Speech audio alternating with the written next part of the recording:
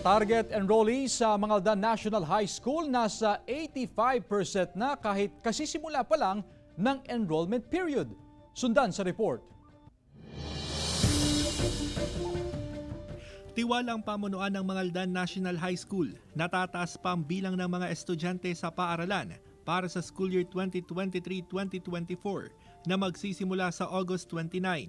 Ngayon pa lang, umabot na sa 85% o katumbas ng mahigit 7,000 estudyante ang naka-enroll kahit kasisimula pa lang ng enrollment period noong Lunes. Meron na lang po tayong inaantay na 1,500 something mula grade 7, 8, 9, 10, 11, and 12. Kaya mabilis yung enrollment procedure po natin ngayon. 6 ang designated enrollment area sa Manghay na pinakamalaking paaralan sa Rehiyon 1. Hindi raw nahirapan ang mga estudyante sa proseso ng enrollment.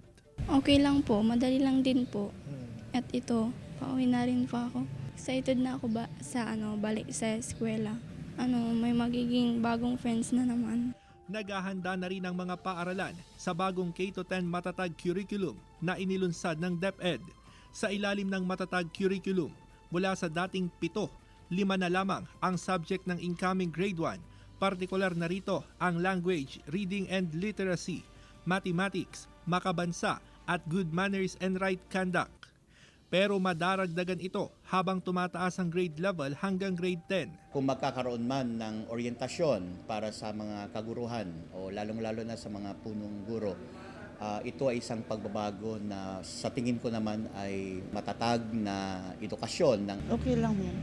Para hindi mabigla yung mga bata sa kanilang habang tumatagal yung kanilang pasok. Para mas lalo pa silang matuto pag Sa 2027, ang target na full implementation ng bagong curriculum kasama si Jing Dakanay, Russell Simorio, One North Central Luzon.